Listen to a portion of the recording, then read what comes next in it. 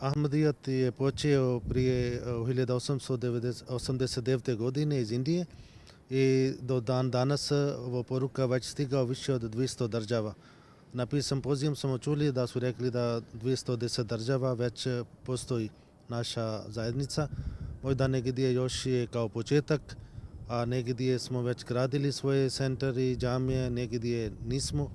Ali zato što ovo je bio Božje odluka da poruka Islama stigne do cijeli svijet, zato što Islam je došao na kraje od ostale religije i prethodne religije su bili za jedan nacija, za jedan narod, za jedno određeno vrijeme, ali poruka Islama je prema svih ljudima u svijetu, ali nema prisile šta se tiče širenja poruka.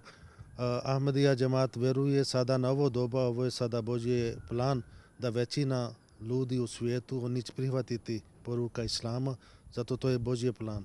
I to ne znači da je ovo je plan i protiv neke druge religije, ali sve religije su od Boga, ali svaki religija ima svoje domen, svoje vrijeme i prošao vrijeme i onda većina ljudi će prihvatiti, ali to će trajati možda 200 još godina ali 150 godina, to Bog zna. Ali ova poruka se širi i više pobožni ljudi oni